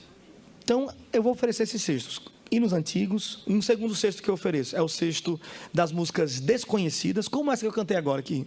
Vocês gostaram da música? 1000 Caminhadas. Ninguém conhece Gladys Cabral. Tem 1000 e poucos ouvintes no Spotify. Ninguém conhece ele. Um senhor de idade já. Serviu a igreja a vida inteira com canções. Professor da universidade aqui de literatura. Então, pastor na igreja presbiteriana também. Né? Então, ninguém conhece o cara, compõe cada música belíssima. Pega essa música, canta no culto, porque a gente tem essa mania de querer cantar a música que todo mundo conhece, porque isso é bonito. Quando a gente dá o primeiro acorde, todo mundo vai cantar junto. Essa mania de simular que a gente é famoso. Eu pego uma música de alguém, sei lá, Alessandro Vilas Boas, né? Que está muito, muito famosa as músicas dele. Eu pego, eu canto aqui. Quando todo mundo canta comigo, eu tenho a impressão de que eu dei certo na vida.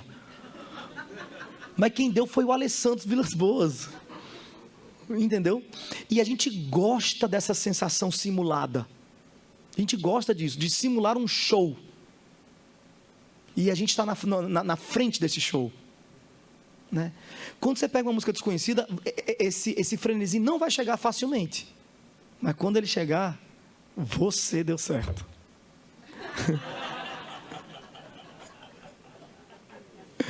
Aí não vai ser uma simulação, aí é de verdade. Você levou a sua igreja naquele lugar. Você instruiu ele sobre aquela canção.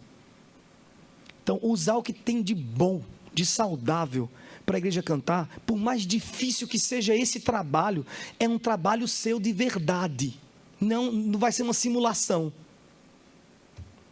E aí tem um terceiro cesto, que é o cesto meu preferido, é o cesto da composição autoral.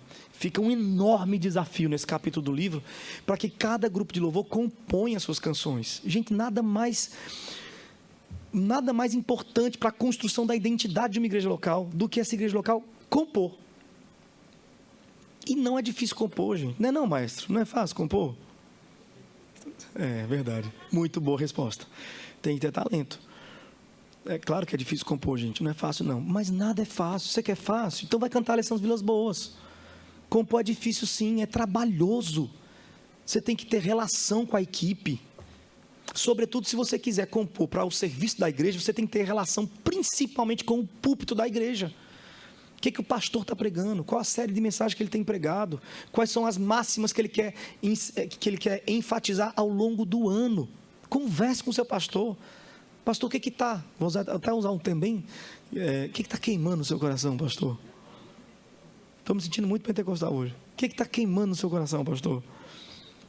Pergunta para o seu pastor o que ele tem, para que assunto ele tem se inclinado. E como é que você pode auxiliar ele nesse trabalho. E vai trabalhar, meu amigo, vai compor. Vá compor. Aí fica aqui um incentivo enorme sobre isso nesse capítulo aqui. Depois eu falo sobre arte cristã para a eclesiástica. Eu não quero comentar sobre esse capítulo não, gente. Não agora. Assim, se vocês quiserem fazer alguma pergunta sobre isso, eu respondo sem nenhum problema. Mas eu não acho que seria uma ênfase. Como a gente está com um horário avançado, eu vou passar. Aí a gente vem para a parte 3 do livro. Breve relato histórico da música, também não vou comentar, mas é o maior capítulo do livro. É o capítulo que eu conto a história da música cristã brasileira, claro, do meu ponto de vista e com os meus recortes, porque eu não sou esse pretencioso para dizer que eu contei toda a história. Eu não contei nada, eu contei um terço dela, contei o que eu vi, contei o que eu escolhi contar, né? Cada autor tem essa liberdade, mas eu amo ouvir pessoas que completam espaços em brancos nessa história. Marco, tu não citou fulano de tal na década de 70, ele também foi muito importante por causa disso e disso. Eu amo, quer dizer, a história é gigante, então todo mundo pode cooperar com isso, mas aqui, nesse capítulo, eu fiz uma investigação bem bacana e construí uma linha do tempo, né? Desde a década de 60, finalzinho de 60, começo de 70, quando os primeiros compositores começaram a aparecer na igreja brasileira, né? Até os dias mais ou menos atuais, porque eu não sei, tem um monte de gente que hoje já está bem atual, né? Eu terminei ali no movimento mais Thales Roberto, Daniel Araújo, Leonardo Gonçalves, terminei mais nessa galera. A nova safra eu não abordei, que é a safra mais worship, que se chama, né? Vocês chamam worship, pessoal. Alessandro Vilas Boas, Isadora Pompeu, Gabriel Guedes, não sei o que. Esse pessoal eu não citei, esse pessoal não abordei. Mas ficou para o meu último livro, que eu estou sonhando em escrever, que vai se chamar Adoradores, por causa do movimento worship, né? Adoradores no banco dos réus. Aí eu quero fazer uma análise mais minuciosa de toda a contribuição que esse pessoal tem feito, do ponto de vista teológico e do ponto de vista estético também. Se vocês puderem orar por isso, eu agradeceria. Me sinto muito frustrado que eu não estou tendo tempo para escrever esse livro. Mas Deus vai me conceder boa hora para isso. Amém? E aí vem as minhas 3 críticas ao movimento gospel, no capítulo 8. Aí eu vou encerrar comentando esse capítulo aí. Eu tenho 3 críticas ao movimento gospel. A primeira delas é uma crítica quanto ao liberalismo teológico presente em boa parte das letras. O que seria o liberalismo teológico? O liberalismo teológico, gente, foi um movimento, né, despretensioso. Ele não intentou para si ser chamado de liberal, mas é um sistema de interpretação das Escrituras que vai despontar, vai nascer sob a aurora do pós-iluminismo. Depois que o mundo sofre o impacto do racionalismo, do iluminismo, depois que o mundo sofre o impacto da Revolução Industrial, isso tem efeitos em todas as camadas da sociedade. Isso chega na igreja também. Na igreja, quando isso chega na igreja, né, esse impacto do racionalismo, do criticismo, do cientificismo, né, do utilitarismo, do humanismo, né, do desenvolvimento das psicologias, né? Então, quando isso chega na igreja, isso impacta de uma forma muito, assim, muito abaladora, né? As pessoas daquela sociedade, finalzinho do século XIX, eu estou falando aqui, né? Século XIX, na verdade, finalzinho do século XVIII, sobretudo o século XIX, e a gente ainda vai ter teólogos liberais no século XX também, né? Então, essa janela aí, o que vai acontecer? A igreja para a qual eles estão pregando, esses teólogos, é uma igreja que já não está mais disposta a ouvir questões místicas de fé. Quando a igreja falava, porque olha, o machado flutuou, ao longo dos milênios, isso nunca foi uma questão a ser levantada na igreja, está escrito na Bíblia, o machado flutuou, e todo mundo dizia amém. Depois do iluminismo, depois do cientificismo, depois da Revolução Industrial, isso tem impacto na forma como as pessoas constroem seus pensamentos e sua argumentação. E aí, quando o pastor chegava e dizia assim, gente, Machado flutua, a igreja. Oxente. E Machado flutua? Não, mas é pela fé. Sim, mas aqui, né? Não, olha, Gênesis 1, 2 e 3 vai falar sobre um jardim, um homem e uma mulher. É que a ciência já provou, né, que o mundo tem muito mais tempo de vida do que isso, né? Complicado. É que a gente já não tem condições de entender que o ser humano veio. É que tem outras... E aí começou toda uma argumentação contra aquilo que era mais ordinário na igreja, que era a sua leitura mística da fé. A leitura mística da fé foi posta à prova por esse público, por essa sociedade pós-iluminista, né? E quando chegou na crucificação, Jesus foi crucificado, morreu, ressuscitou. Certo. 3 dias foi? É que fica podre, né? E como é que ressuscita, né? E aí, diante dessa sociedade que já não aceitava mais facilmente as narrativas mitológicas de nossa ontologia, os teólogos e os pastores tiveram um grande desafio. Como é que eu prego o evangelho para esse povo? Como é que eu vou pregar agora o evangelho para esse povo? E diante desse desafio, começou-se a desenvolver-se entre eles propostas novas de leituras do texto sagrado. Uma leitura desmistificadora do texto sagrado. Aí começou, né? Negócio do tipo assim, não é que houve o dilúvio no mundo inteiro. A gente sabe que na ciência já foi provado que o mundo não teve um dilúvio universal, enfim, geral na Terra, né? Não tem condições, não tem base científica para isso. Mas para o escritor daquele texto, o mundo dele ficou em dilúvio.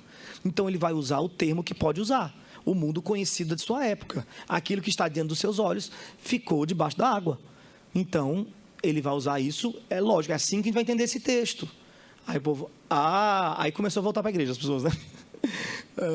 Não é que passou a pé enxuto, não é que o mar se abriu, havia um banco de areia naquele lugar ali, e não sei o quê, explicações possíveis, né, para esses textos complicados. Não é que Jesus ressuscitou fisicamente, corporeamente. É que cada vez que os apóstolos pregavam e alguém acolhia essa mensagem, Jesus ressuscitava no coração dessa pessoa. Absurdo, né, gente? Tem até uma música que o pessoal canta assim, ó. Ressuscitou. Lá na minha região canta dessa forma. Ressuscitou e hoje vive em meu coração para sempre com muita emoção. É uma coisa besta, mas quem é atento à teologia liberal levanta algumas orelhas, porque naquela época se dizia que Jesus ressuscitou e vive no meu coração, né? Aí a pessoa fala, não, no meu coração não, ele vive nos céus, corporeamente, ele ressuscitou fisicamente, né? Enfim, existe toda uma guerra sobre isso. A música não estava tentando ser liberal, nada disso. Eu acho que ela foi mas quem passa pelo estudo da teologia liberal fica morrendo de medo, entendeu? De que esse tipo de ideia se prolifere, né? Então, uma das ideias mais assim, imponentes da teologia liberal como um todo, porque tem vários nomes, né? Bultmann, Barth, Schleiermacher, Paul Tillich, todos esses são teólogos liberais que desenvolveram uma leitura das escrituras mais criticista, né? Menos mística, né? E eu vou citar um pouquinho do que eles propunham, mas o que eles têm em comum era a proposta de que o homem agora alcançou sua maioridade espiritual. O que significa dizer que o homem alcançou sua maioridade espiritual? Significa dizer, nas palavras de um deles, que o homem já não precisa mais contar com a hipótese operacional chamada Deus. Quando você sente dor de cabeça, você não fala mais assim, ai meu Deus, me cura. Não, você não conta mais com essa hipótese operacional. Você vai na farmácia, você compra um remédio, você toma um remédio. Você alcançou a maioridade. Você agora assumiu o seu BO. Quando o seu filho sai, está demorando para chegar, você não vai para o seu joelho mais. Você vai para o WhatsApp. Isso eu estou dizendo hoje. Naquela época nem o WhatsApp tinha. mas eles já entenderam que o mundo estava chegando nesse momento de desenvolvimento tecnológico e, enfim, e científico e medicinal. Então, o homem hoje, até psicologicamente, ele não precisa mais contar com a hipótese operacional chamada Deus para resolver suas crises internas. Esse homem, ele se autentica, ele se assume, e ele se resolve com a terapia, coloca suas emoções no lugar, ele se autentica. Vocês acham isso um absurdo, gente? Não contar com a hipótese operacional chamada Deus para resolver seu BO? Isso não é um absurdo? Pois teve uma música que varreu o Brasil nos últimos anos. Tudo que a igreja cantou. E ela reforça essa ideia. Então eu direi, oh, oh, abra-se o mar, e eu passarei, pulando e dançando em tua presença. Então Deus está lá, mas Deus é um ser passivo, um observador. Quem abre o mar agora sou eu. Eu olho para o mar, e diferente de Moisés, que foi até Deus pedir socorro e ouviu a instrução de Deus sobre o que deveria fazer, eu agora nem pergunto mais para Deus, eu vou e digo assim, mar, abra-se. E o mar abre. E eu ainda passo pulando e dançando na presença de Deus. Ele está lá como observador só para aplaudir o nível da minha capacidade, só para aplaudir a autonomia que ganhei. Cheguei na minha maioridade. Então, eu vou falar um pouco sobre isso, sobre essa teologia liberal e como é que ela encontra eco. Eu não acho que os cantores gospel, eu acho que já está bem tarde, né? Mas eu vou encerrar. Eu não acho que os cantores gospel, quando compõem uma canção como essa, por exemplo, eles estão pensando no liberalismo teológico. Claro que não, todo mundo morre de medo do liberalismo teológico, né? Eles não estão pensando nisso. Acontece que o liberalismo teológico, ele é fruto de uma era, ele é fruto de uma ideia filosófica. E essa ideia filosófica vai se proliferando por meio de arte, por meio essa ideia do existencialismo, né? Essa leitura da Bíblia existencial, leitura da vida existencialista, isso vai chegando a gente cresce nesse universo existencialista, a gente é concebido, o nosso berço é o existencialismo, o nosso berço é o humanismo. Então é natural que a gente acabe falando no idioma do berço que nascemos. Quem nasce no Brasil vai acabar naturalmente falando português, é natural. Ele pode nunca entrar numa sala de aula, ele pode nunca saber como é que funciona a sintaxe do português, e a estrutura morfológica do português, ele pode nunca saber explicar sobre isso, mas ele vai falar português, porque é natural para ele.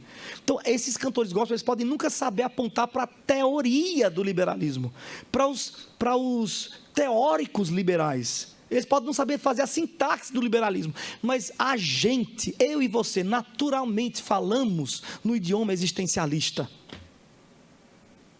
E se a gente tem consciência disso, a gente consegue alterar um pouquinho a nossa realidade. Se a gente não tem consciência disso, vai sair naturalmente da gente. Uma canção que, na verdade, não é um louvor a Deus, mas é um louvor à minha força, é um louvor à minha espiritualidade, é um louvor à minha própria capacidade, às minhas capacidades, né? Eu vou andar junto com o mundo está se autenticando, está se organizando em grupos que, enfim, se autenticam, e eu também vou me autenticar, isoladamente e em coletivo.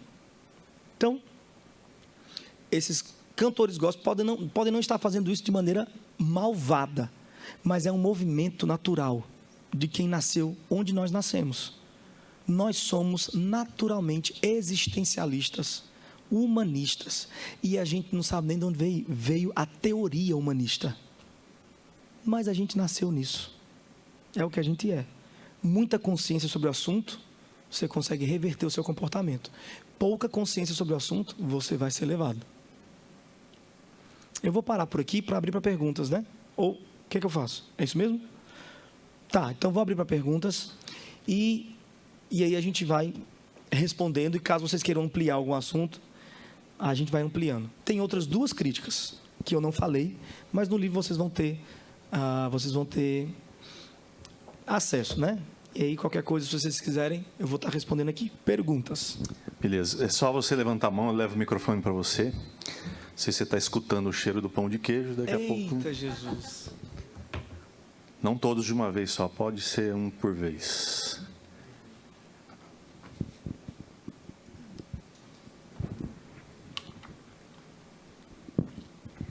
Marco, o que você acha sobre quando tem uma música, uma canção e se adapta uma parte da letra? Por exemplo, se o trovão e o mar se erguendo vem, sobre a tempestade eu andarei. E você tira esse tempestade e coloca sobre a tua palavra eu andarei. O que você acha disso?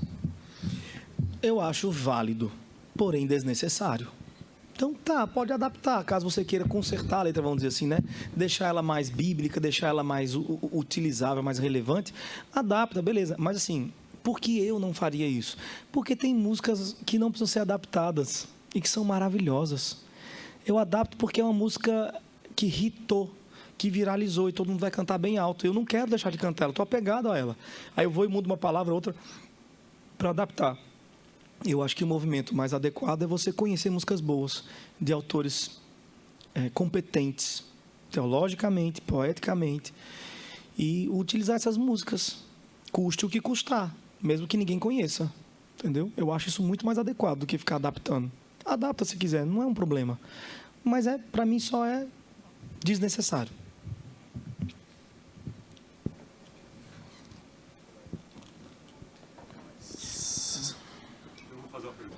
Eu acho que não preciso disso. Falo tão alto. Tá. Eu gosto muito de tocar, sabe? E assim, eu enxergo da seguinte forma.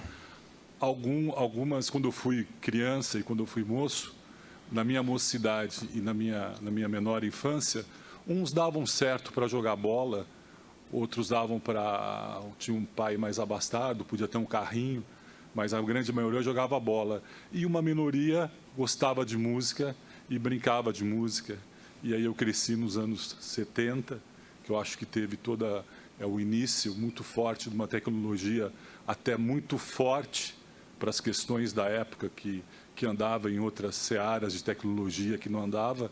A seara da música andou muito forte em termos de força, de musicalidade, guitarra, contrabaixo, bateria. Eu acho que eu acho que é uma coisa que destacou muito pela essência da técnica aprimorada que tinha, que é referência até os dias de hoje.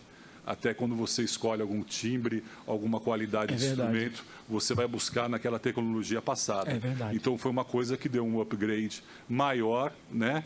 Foram os melhores anos da música, né? Foram os melhores anos da música, mas foi um crescente um pouco fora da realidade, entendeu?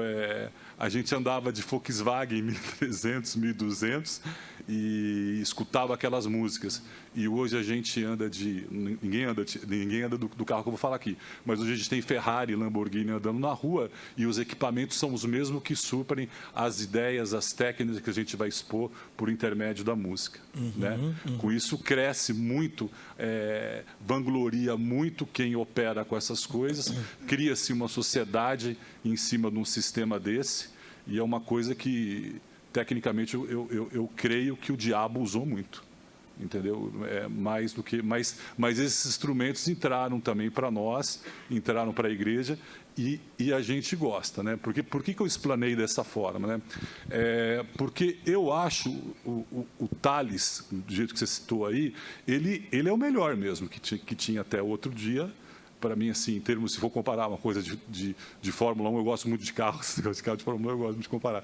Eu acho ele um Ayrton Senna, aquela música Dedo de Deus, para algumas aflições do meu coração, me tocou de forma muito, muito, para o que estava doendo para mim, me tocou muito. Sim. Mas, em compensação, eu vi ali no Jô Soares mordendo caneta, eu achei que faltava um pino na cabeça dele, mas assim... Eu não vi isso, não. Eu vi, tem que é músico, né? Aquele menino de Jô Soares que é autista. O Thales mesmo começou a morder caneta.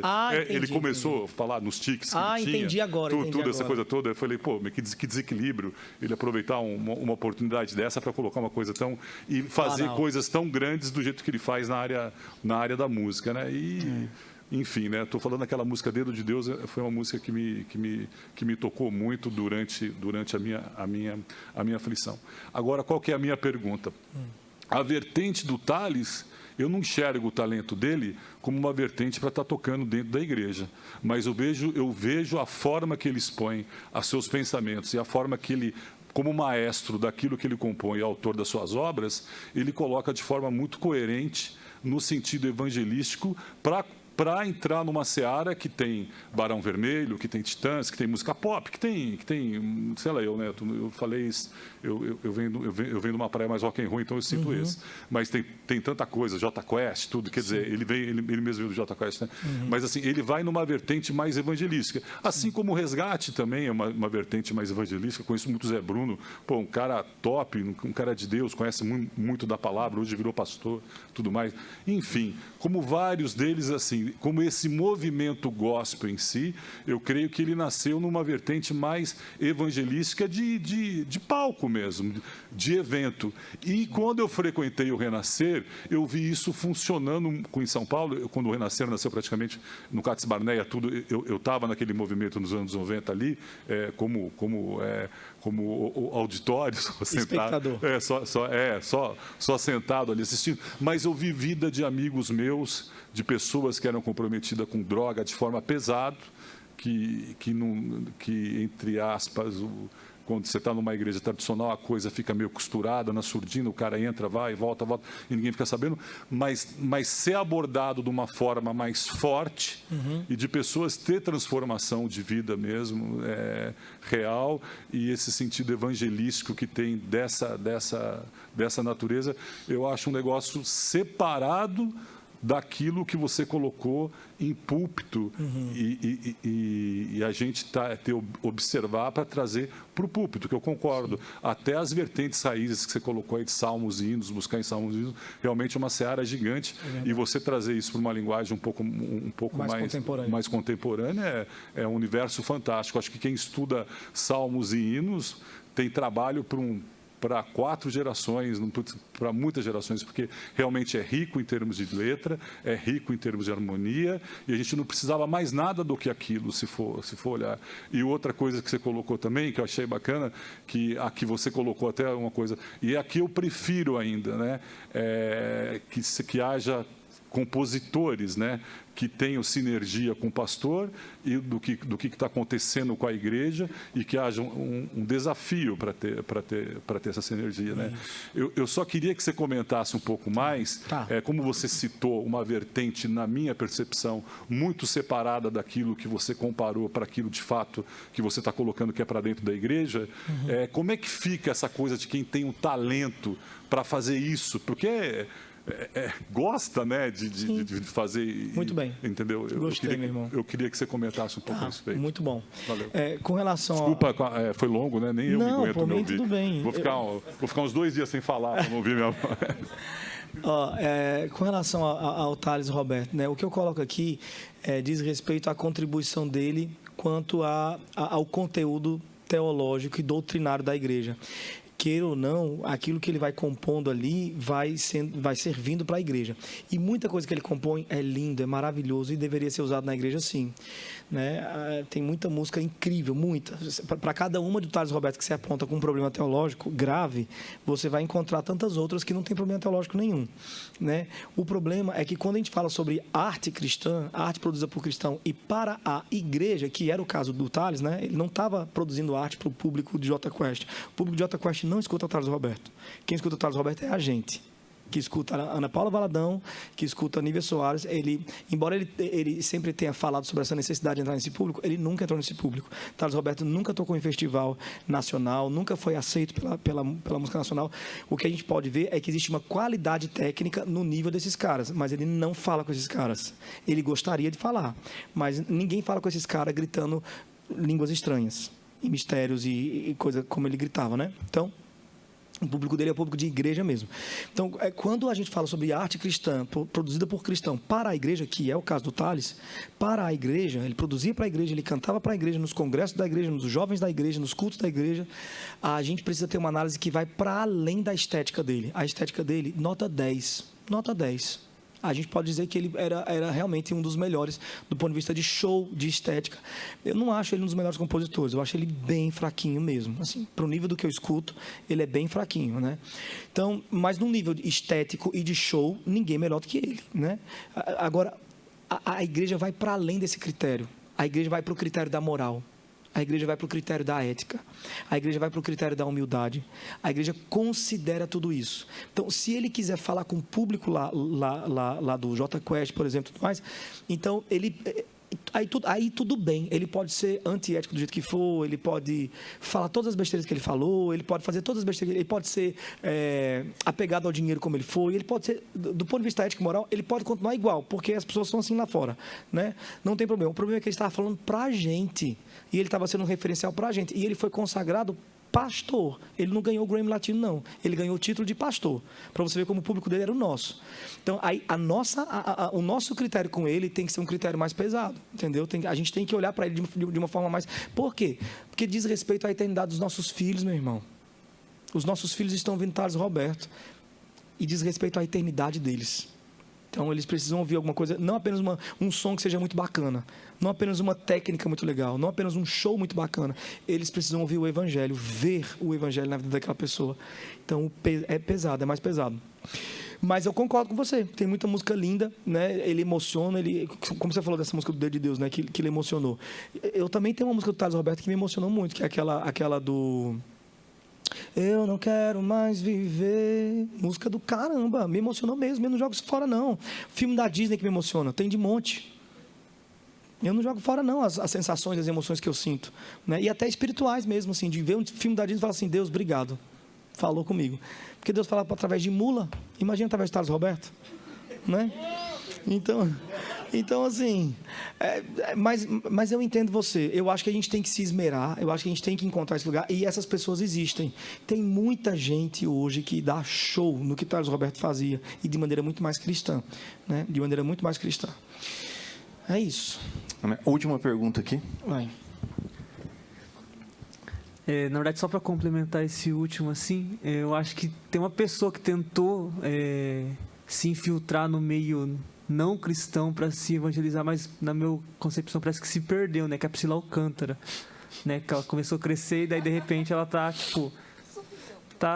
em outro lado, né? Mas enfim, minha pergunta na verdade é sobre a escolha do repertório e também a qualidade técnica dos músicos. Por exemplo, às vezes, eu quero puxar aqui pra gente um projeto solo.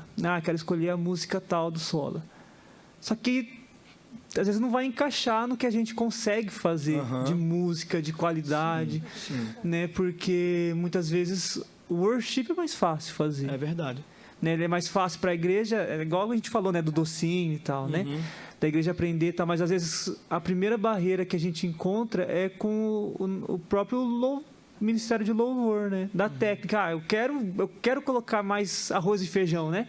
Só que a gente não, às vezes parece que fica travado, né? Não sei se questões técnicas, tipo assim, as músicas que têm mais conteúdo teológico, elas têm mais acordes, elas têm mais harmonia, mais melodia, a letra é mais difícil de cantar porque não é redondinha, né? Então, se for para cantar 5 junto, vai ficar difícil.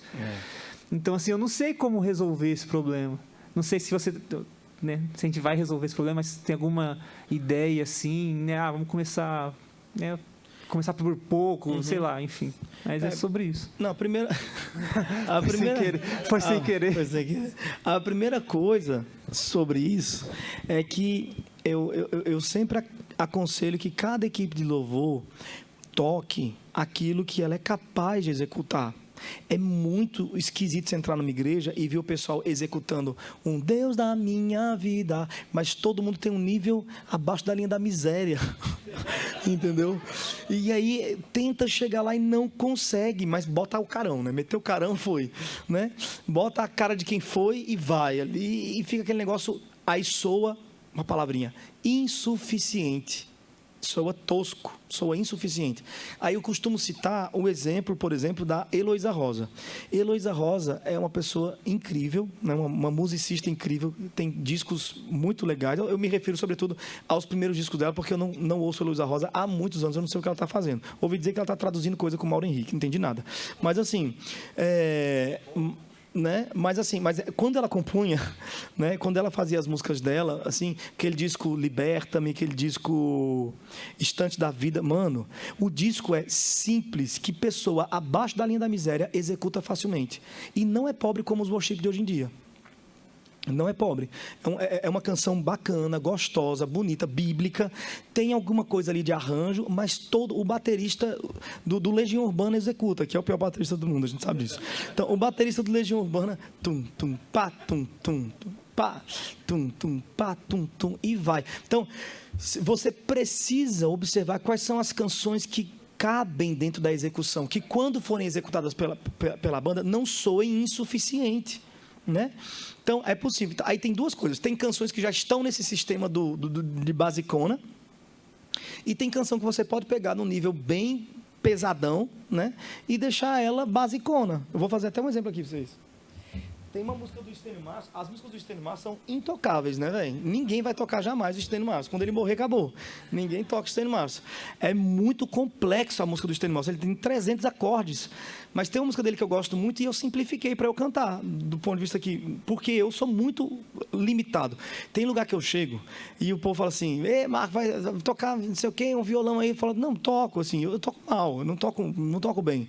Aí a pessoa, hilário, né? Pensa que eu estou sendo falso humilde, né? Mas eu nem sou humilde, já pensou? Então eu falo, não, eu toco mal mesmo. Agora mesmo na Jocum, a pessoa fala assim: vamos gravar uma música aqui no documentário que eu estou fazendo, você fazer a trilha sonora no violão. Eu falei: amigo, você está muito doido, né? Eu trastejo tudo, eu sou horroroso. Eu não sou um bom músico. Aí ele ficou rindo da minha cara. Nossa, como ele é falso mídia. Eu disse: não, deixa eu te falar uma coisa aqui, ó, pra você entender. Quando eu canto pra caramba, eu canto muito. Eu gosto muito de cantar. Eu faço segunda voz, terceira voz, o caramba todo. Eu canto pra caramba. Entendeu? Então, quando eu digo a você que eu não toco bem, eu não toco mesmo. Eu estou falando a verdade. Eu toco mal. E aí, eu peguei a música do Stênio Márcio, é como quem pega um filho que criou com tanto carinho, que deu dinheiro, deu educação, saúde, e depois chega um amigo, bandido, e bota a pessoa no crack. É o que eu fiz com a música do Stênio Márcio, né? Botei ela no crack. Aí ela ficou assim, mais ou menos.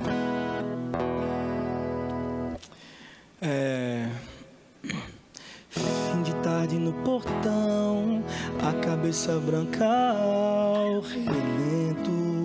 Coloquei o segundo acorde agora. O Stênio já tinha colocado 5 acordes aqui. Teimosia de paixão faz das cinzas renascer alento. 4 acordes. Eu deixei ela mais simples possível. Aí eu boto um reverb, nego engana, pessoal. Na estrada o seu olhar, procurando um vulto conhecido. E espera um dia abraçar quem diziam já estar perdido. Então eu deixei ela nível Heloísa Rosa. Entendeu? É o craque, joguei no craque.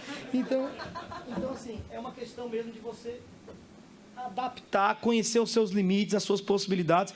E como líder do louvor, né, que aqui no caso é o nosso maestro, entender qual que é o nível da igreja para tocar no nível que se execute e ninguém acha insuficiente. Fala, eles estão fazendo uma coisa que conseguem fazer. Eles conseguem fazer. Pode falar. Exatamente. Isso. A gente se adapta, né? E é isso que é o mais gostoso do louvor, né? Se adaptar. Nem é justo. Monstro.